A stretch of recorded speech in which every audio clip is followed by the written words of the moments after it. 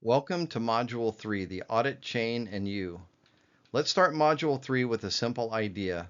In the last module, we talked about conscience, that internal moment when someone paused and asks, is this right? Today, we're going to follow what happens after that moment. Because when someone makes the right decision, when they pause, verify, report, or document something correctly, that decision becomes part of something bigger. It becomes part of the audit chain. And the audit chain is how organizations prove that their systems, safeguards, and policies are actually working. So we're going to explain how audit trails uphold House Bill 96 compliance.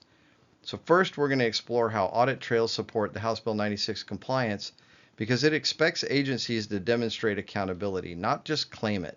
That means showing the actions were taken, what decisions were recorded, and safeguards that were followed. In other words, compliance is not just about doing the right thing, it's about being able to show the right thing happened. Because when auditors, investigators, or oversight bodies ask a question, they're really asking one thing. Can you show us the trail? Prove it. So we'll define the audit chain. It's the action happens, you then record it, somebody needs to review it, and that becomes the proof. So we're going to break down these 4 links in the audit chain because every piece of compliance evidence follows the same simple pattern. Action, record, review, proof. First, somebody takes an action, maybe responding to an incident, completing training, or updating a policy. Then that action gets recorded somewhere. Later, somebody reviews that record, perhaps a supervisor, a compliance officer, or an auditor. And eventually, that review becomes proof that the organization is operating responsibly. That sequence may sound simple, but even if one link in the chain breaks, the entire chain is weakened. Understanding the compliance evidence playbook, so that's the next thing. We'll talk about how the compliance evidence playbook, the CEP, holds that chain together. This is where the evidence lives. It organizes documentation so that when questions arise, and they always do, the answers are already there, not hidden in someone's inbox, not buried in a spreadsheet, not stored in someone's memory, but documented clearly, consistently, and transparently. That's what turns everyday actions into defensible governance. Here's the key idea for today. Compliance isn't just about policies or systems, it's about traceability. Because in a world of audits and public accountability, one principle is always going to hold true. If it isn't logged, it didn't happen. And if I could define all of this whole process of training in House Bill 96 in 2 words, prove it. It's not good enough that you're doing it. You have to be able to prove it. So today we're going to explore how every person in this room that are watching this video plays a role in that chain. Before we go deeper into this module, let's talk about what we're really trying to understand today. In the previous modules, we talked about governance and human responsibility. Now we're going to connect those ideas to something very practical, the audit trail. Because in cybersecurity and compliance, one question eventually appears in every investigation, review, or audit. How do you know? Not what you believe, not what do you remember, but what evidence shows it happened. That's what this module is all about. So how this audit trail upholds House Bill 96 compliance. The House Bill 96 components expect agencies to demonstrate oversight, not just claim it. That used to be true. You could say you did it, but you didn't have to prove it, not in the way we're talking about here. The audit trail is simply a history of decisions and actions that prove safeguards are working. Think of it like a flight recorder for governance. So imagine someone reports a suspicious email. A strong audit trail shows the email was reported, who reviewed it, what action was taken, whether additional systems were checked. So instead of saying we handled it, you can show here's the report, the investigation, and the resolution. That's the difference between assumption and accountability. So we'll define the compliance chain a little bit further. The action, record, review, proof piece. Compliance isn't one event, it's a chain. So we'll break it down. Action. Somebody performs a task. Some examples. An employee reports a phishing attempt. IT updates a security patch. HR completes a cybersecurity training record. You want to record. The action is documented. Examples. In your incident log, register, and reporting form that you've actually put in what happened. System patch logs. When your IT team is updating your software. when they did it, who did it, what software was updated. When you do training, you have completion records. That gets logged. When you review, what do we mean? Someone verifies the action. Some examples. Security team reviews the incident logs. Managers confirm the training was completed. Compliance staff check policy adherence. Proof. The evidence is ready for oversight. This could include examples like audit reports or compliance dashboards. Evidence provided to auditors. Without that chain, organizations rely on memory. With it, they rely on evidence. So we'll unpack the compliance evidence playbook a little bit further. So where the CEP comes in, it's the central structure that organizes all of your proof. It connects policies, actions, and documentation into one traceable system. And it's an actual hard copy, because if your systems are compromised, you're going to need a paper trail, literally. So if an auditor asks, how do you know employees completed security awareness training? The CEP might contain a cyber awareness and training policy that includes training completion logs, which we provide, annual policy review log, and an audit trail retention report. So what do those include? And we'll get into these in more detail. So every year when you review your policies, you log that you did it, who did it, what date.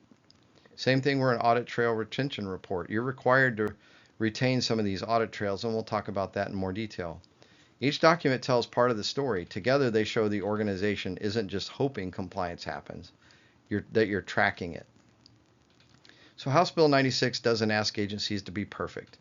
It asks you to be accountable and transparent, and the way we show that is through the audit chain, the action, record, review, and proof. So as we move forward in this module, we're going to follow that chain step by step, because once you understand the audit trail, something important happens. Compliance stops feeling like paperwork and starts looking like evidence of responsible public service. If it isn't logged, it didn't happen. This slide is one of the simplest in the entire program, and honestly one of the most important. If it isn't logged, it didn't happen. That phrase will show up in almost every audit environment. Cybersecurity, finance, healthcare, government operations. And at first it can sound a little harsh. You might think, wait a second, we absolutely did the work. But here's the reality auditors operate under. Auditors cannot verify what they cannot see, and memory, even honest memory, is not evidence. So let me ask you a quick question. How many of you have ever completed a task and then 2 months later someone asks you to prove you did it? Have you experienced that yourself? Where you know you did the work, you remember doing it, but when somebody asks for documentation, you realize there's no record? That's the gap House Bill 96 is trying to eliminate. Proof will beat memory. The first line here says it all. In audit terms, proof beats memory, not because people are dishonest, but because organizations rely on verifiable evidence, not recollection. Think about it like this. If an agency says, we review access permissions every quarter, well, that sounds good, but an auditor is going to ask, where's your access review log? Who performed the review? When was it done? What changes were made? And without that documentation, the organization can't demonstrate the control is actually happening. And that's where the compliance evidence playbook comes in. It creates the record that turns activity into evidence. So the public perspective, look at that second line. In public terms, proof builds trust. Because remember, this training is not just about passing audits, it's about public stewardship.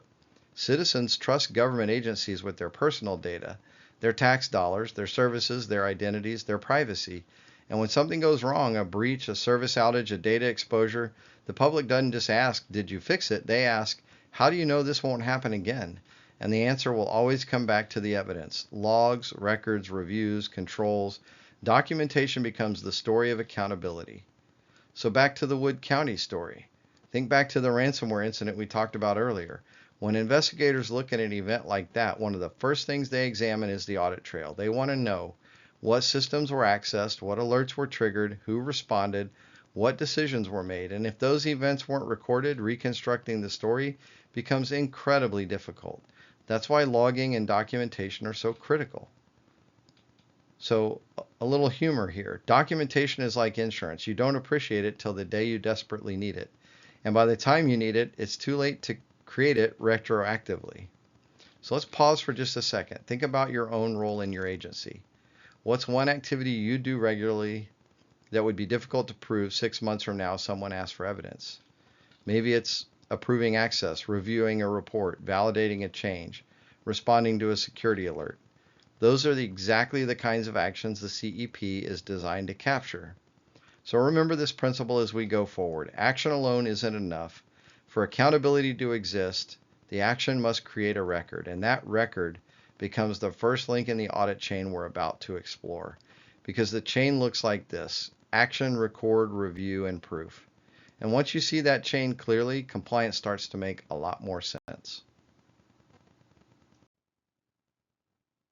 So now we've talked about the importance of documentation. Let's shift to a related concept that auditors see all the time: the audit chain. Every audit finding almost always traces back to a break somewhere in a simple sequence: action, record, review, and proof. That's the chain. Something happening inside an organization: a configuration change, a policy update, a training completion, a security alert. That's the action. But if that action isn't recorded properly, the next link in the chain disappears. For example, imagine someone updates access permissions for a system. The change is legitimate, the intention is good, but if it didn't get logged or recorded or document why it was done, then later on there's no way to verify it. And just sending an email is not good enough. You've got to print it out and put it in the evidence binder. And if you didn't verify it later on, the audit trail stops. And when that happens, auditors can't confirm whether the control was working, whether the decision that you made was authorized, or whether the system was protected in the way it should have been. And that's where the second link comes in: the record. The record is the documentation, the log entry, the policy note, the change ticket, the incident report. It's the moment when an action becomes evidence, but the chain doesn't stop there. The third link is review. Someone has to periodically check that the record exists, that the controls are functioning, and that nothing unusual is slipping through. And finally, the last link is proof. Proof is what shows up during an audit. Proof is what demonstrates compliance with House Bill 96. Proof is what confirms that safeguards are not just written, they're actually working, and that the entire chain, action, record, review, proof, is exactly what the Compliance Evidence Playbook, or CEP, is designed to support. The CEP is where those records live, where those reviews are tracked, and where that proof can be demonstrated when someone asks the most important question in governance: how do you know? So during this module, we're going to unpack that chain step by step and look at how small breaks in documentation can quietly turn into big compliance risks. Because the truth is simple: compliance doesn't fail all at once. It usually fails one missing record at a time. So let me show you something that every auditor on this planet has experienced. Evidence rarely disappears because people are malicious. It usually disappears because of normal workplace habits. And those habits create what I call evidence erosion. Evidence slowly drifts away from the audit trail until nobody can reconstruct what actually happened. Let's look at a few of the most common places evidence vanishes. Inbox limbo. What does that mean? You've probably seen this one. Somebody sends an email that says, "Hey, just confirming we approved the access chain." Everybody nods, everybody understands, the work gets done. But 6 months later, an auditor is going to ask, "Where's the record of that approval?" And the answer becomes, "Well, it was in an email somewhere." Now you got to start digging through thousands of messages trying to reconstruct a decision. Email is communication. It's not governance. If the decision matters, it has to move from conversation to documentation. This is one of my favorites because I'm guilty of this to some degree. Shared drive chaos. The final, really final document name. So shared drive chaos usually will have relatability for most people because every organization I've ever encountered has a folder that looks like this. All these files: security policy final .doc, security policy final v2, final v3, approved, security policy final really final .doc. So at some point, nobody knows which is the version that was approved, who approved it, or when the decision actually happened. That's not evidence, that's archaeology. The CEP exists so there is one authoritative record of the decision, not 6 competing versions on a drive. Spoiled spreadsheets is another one. Spreadsheets are fantastic tools, but they become dangerous when they turn into unofficial systems of record. You've probably seen examples like a vulnerability tracking spreadsheet, a training log somebody keeps on their desktop, a list of approved vendors living in a personal file somewhere.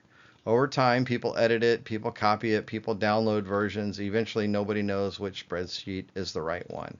And that's how evidence erodes. And the worst one of all, somebody's memory, the most fragile storage system of all. An auditor is going to ask, who approved this exception? And the response is, oh, Jim handles that. And Jim goes, yeah, I think we talked about that in a meeting a year ago.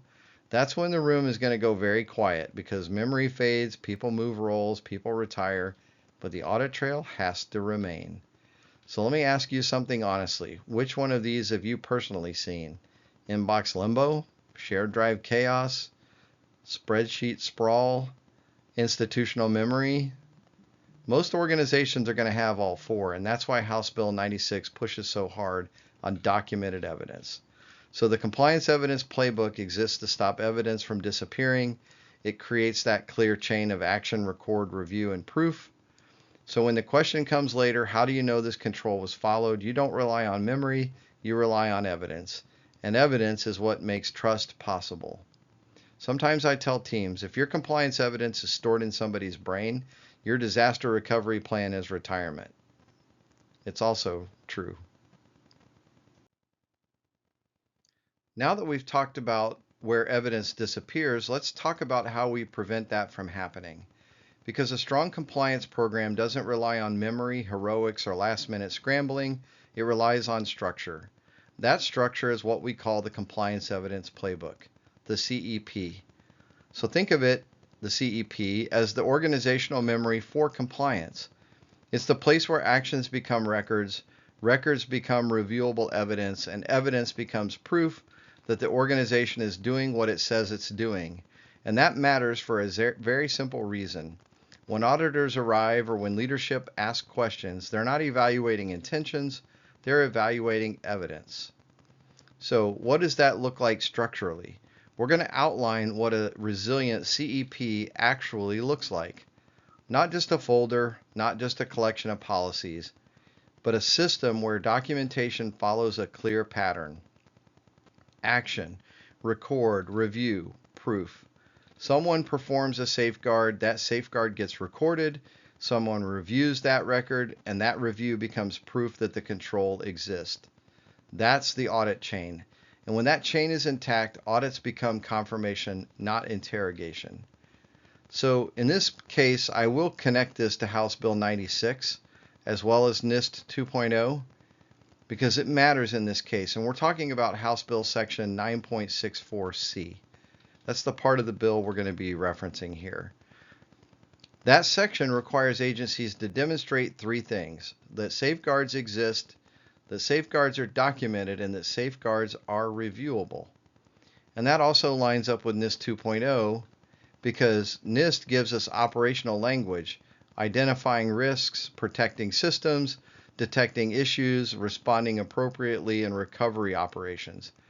And NIST is underlined in all of this House Bill 96 language. That's why I'll touch on it in more detail in some areas than others. So House Bill 96 essentially says if you're doing these things, you have to show the evidence. And that evidence is what lives inside your CEP. So you need to establish real-time document discipline. What do I mean by that? Finally, we're going to talk about something simple, but it's often overlooked. Documentation discipline. Because most reliable evidence is created in real time, not during the audit, not when somebody says, hey, we need a proof of that. Real documentation happens when a control is implemented, an incident is logged, a policy is reviewed, a backup is made, a decision is recorded. When documentation happens close to the event, it stays accurate and it's less friction, it's less work. And accuracy is what protects both the organization and the people inside of it. So as we move forward, keep one principle in mind. A resilient compliance program isn't built during an audit. It's built every day, one documented action at a time. And the CEP is what makes that possible. So here we go again. I'm going to touch on it again. Action, record, review, proof. It's the core mental model for Module 3, and repeating it makes you remember it. So repeat it with me. Action, record, review, proof. I'll give you one quick story here. The audit that started with one missing log. And I'm going to talk about this and then we're going to get into the next slide. But here's a quick story that every auditor I've ever worked with recognizes. A few years ago, an agency went through a routine compliance audit. Nothing unusual, no major incidents. Everybody felt confident. But then one simple question was asked, can you show me the access review for this system? The team said, sure. They opened a shared drive, then another folder, then another, and then everybody went quiet because somebody remembered the review happened, but nobody could find the record. Not the sign-off, not the documentation, just email that said, looks good to me. And here's the important part. The system itself was fine. The safeguard did exist, but they didn't have the record. The safeguard might as well not have even existed because that's the moment people are realizing the auditors really care about the proof, not promises, not memory, evidence. And that's what the CEP is built to do. And it's the solution it's giving your organization. So when it comes to an auditor, how do you translate what they're actually asking you? So we'll decode something that makes a lot of people nervous, auditor language. Because sometimes when auditors speak, we hear something very different from what they actually mean, kind of like IT. So the first translation we'll talk about, when an auditor says, can you show me? Most of us hear, uh-oh. But what they're really asking for is something very simple. Help me verify the trail. They're trying to follow the chain we talked about earlier, the action, record, review, and proof. They just want to see the link. The second translation, when an auditor asks, where's the evidence? A lot of people hear, uh-oh, we're in trouble. But what they really mean is just point me to the evidence playbook. It's the go away binder. They see that that's up to date. You're going to be good. They want to see where the record lives. Show me when the decision was documented. Show me the trail. So auditors aren't trying to catch you. They're trying to follow the breadcrumbs. The CEP just makes the breadcrumbs actually there. So here's a core principle to think about. And this goes back to one of the most important phrases in compliance. If it isn't logged, it didn't happen. Not because people are dishonest, but because organizations rely on proof, not memory. So now that we understand how auditors think, let's talk about the real question. How do we build a system where the evidence is always easy to find? That's what the CEP structure is designed to solve. So before we move on, let me ask a quick question. Raise your hand if you've ever searched for a document called something like final, really final, as we talked about earlier. So have you ever thought, if we just did this, if we need to find where this lives, that moment, that scramble when you're looking for those documents, that's what the auditor wants to prevent.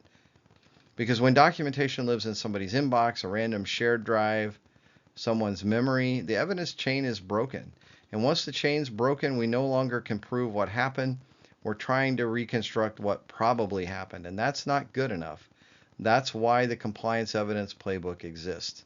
It makes the answer simple. When somebody asks, where's the evidence? You don't search, you just point to it. That leads to something important many people misunderstand about audits. Auditors are not the enemy. They're actually one of your strongest allies because it can reinforce that you're doing the things you're supposed to be doing and they're doing it in the right way and you can prove it. So I just said that auditors are allies. We'll talk about that. And this surprises most people. They're not trying to catch you. Their job's not to punish organizations. The job is to simply verify trust. Think of auditors as people who make sure the system's working the way we say it is. They follow that trail. They look for the chain, the action, the record, the review, the proof. When that chain exists, the audit becomes very simple. The auditor just asks one question. You show the evidence, and the review moves on. That's the whole point of all of this. Getting the evidence binder, the playbook, locked in so that this is something very simple for them. They've got a lot of audits to do. They want to get in and get out. It turns the audit from an investigation into a conversation. Instead of saying, give us time to find that, you can say, here it is. Because you don't want them to have to go away and come back later because you can't find something. And this is the human connection. This is really important. The public never sees the audit, but they experience the results. The audit confirms that your public systems are transparent, accountable, and trustworthy. That's why audits matter and auditors matter. That's why the CEP matters. So the goal isn't to survive an audit. The goal is to build a system where audits are easy. And that starts with one simple discipline: document the action. And we'll get into those in more detail in all the other training modules.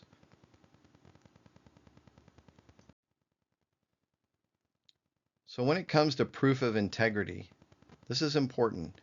And I want to shift away from the way we think about documentation for a moment, because a lot of people hear the word documentation and immediately think paperwork, compliance checklists, or something auditors make us do.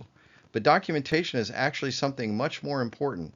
It's evidence of integrity. You do the right thing in your job every day. Now you'll have proof that reinforces it. It makes you look better. It makes your organization look better. It makes you stronger. Because documentation is really ethical behavior. And I want to reinforce something simple here. Documentation is an ethical act. When you record what happened, when you log a decision, when you document a safeguard, you're doing more than creating a record. You're creating accountability. You probably don't think about it that way, but that's important. You're saying this happened, this decision was made, and here's the evidence behind it. And that transparency is what makes systems trustworthy. So the CEP, think of it as a moral ledger. Think of it in a different way. Instead of thinking it as just a repository of files, think of it as the moral ledger for your organization, because it records safeguards you implemented, the issues you've identified, the corrections that you made, and the decisions that were documented. In other words, it's telling the story of how your organization protects the people it serves. And it's an ownership of a compliance culture. And it's important that organizations have this. Not everybody's going to be there yet, but you have to get there. Because this slide is about ownership. Compliance culture doesn't come from policy manuals. It comes from people deciding that transparency matters. Every time someone logs an incident, documents a review, or records a decision, you're strengthening the organization's integrity. Not because somebody told you to, but because trust depends on it. So the CEP isn't just a compliance artifact. It's proof that integrity is happening in real time. And that leads us to the final idea for this module. When documentation becomes part of the culture, audits stop being stressful. They become confirmation the system is working.